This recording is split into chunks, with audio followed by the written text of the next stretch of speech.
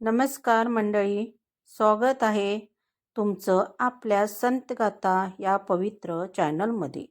आज आपण जाणून घेणार आहोत अशा एका चमत्कारी कथा ज्याने संपूर्ण महाराष्ट्राला थक्क करून सोडले. एका लहान वयाच्या संताने विधान पंडिताचा अहंकार मोडला आणि एका सध्या रेड्याच्या मुखातून वेद दाखवून दिले.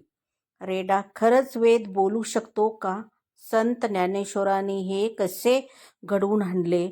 या चमत्काराचा खरा संदेश काय होता? चला तर मग श्रद्धा आणि भक्तीने भरलेल्या या अद्भुत कथेची सुरुवात करूया. 13व्या शतकात महाराष्ट्र संत ज्ञानेश्वराचा जन्म झाला. त्यांचे वडील विठ्ठलपंत आणि आई रुक्मिणीबाई हे अत्यंत धार्मिक होते. ज्ञानेश्वर, निवृत्तीनाथ, सोपानदेव आणि मुक्ताबाई ही त्यांची 4ही भावंडे लहानपासूनच अध्यात्माच्या मार्गावर होती. परंतु समाजाने त्यांना कुटुंबाला अनेक संकटे आणि अपमान दिले. एकदा संत ज्ञानेश्वर आपल्या भावंडासह पैठण येथे गेले. त्या काळी पैठण येथे विद्वान ब्राह्मण आणि पंडिताचे केंद्र मानले जात असे. ज्ञानेश्वराच्या अलौकिक ज्ञानाची कीर्ती सर्वत्र पसरली होती. पण काही पंडितांना त्यांच्या अज्ञानावर विश्वास नव्हता. त्यांनी संत ज्ञानेश्वरांची परीक्षा घेण्याचे ठरवले. एक पंडित उपहासाने म्हणाला, जर तुम्ही म्हणता की सर्व जीवनामध्ये परमेश्वराचा अंश आहे, तर हा समोर उभा असलेला रेडा, तुम्ही याच्यात काय फरक? ज्ञानेश्वर शांतपणे हसले. ते म्हटले, ईश्वर सर्वत्र आहे. प्रत्येक जीवामध्ये एकच चैतन्य वास करते. पंडितांनी पुन्हा हसत आव्हान दिले, जर जसे असेल तर या रेड्याच्या मुखातून वेद बोलून दाखवा. सभोवती जमलेल्या लोकांमध्ये कुजबूज सुरू झाली.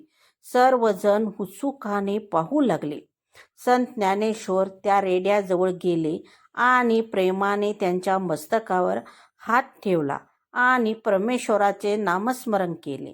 क्षणभर वातावरण शांत झाले आणि अचानक त्या रेड्याच्या मुखातून वेदाचे मंत्र उच्चारले जाऊ लागले. ओम. वेद मंत्राचा निनाद संपूर्ण परिसरात घुमू लागला. हे दृश्य पाहून सर्वत्र स्तंभ झाले. विद्वान पंडिताच्या डोळ्यात आश्चर्य दाटून आले. ज्यांनी संत ज्ञानेश्वराचा अपमान केला होता ते त्यांच्या चरणी नतमस्तक झाले. त्या दिवशी संत ज्ञानेश्वरांनी सिद्ध केले की ज्ञान आणि भक्ती, ईश्वर प्रेम त्यांच्यासमोर अहंकार टिकू शकत नाही. या चमत्काराचा खरा अर्थ रेड्याने वेद बोलले नाही. या कथेतून संत ज्ञानेश्वर आपल्याला शिकवतात की प्रत्येक जीवामध्ये परमात्म्याचा अंश आहे. कोणालाही कमी लेखू नये, अहंकार बाळगू नये, सर्वांशी प्रेमाने वागावे.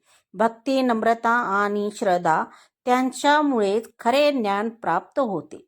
भक्तजनो हो, तुम्हाला संत ज्ञानेश्वर आणि रेड्यामुखी वेद त्यांची ही अद्भुत कथा कशी वाटली ते आम्हाला कमेंटमध्ये नक्की सांगा. अशा संतांच्या प्रेरणादायी कथा आणि चमत्कार ऐकण्यासाठी आपल्या संतगाथा चॅनलला सबस्क्राईब करायला विसरू नका. लाईक करा आणि आपल्या मित्रपरिवारासोबत शेअर करायला विसरू नका.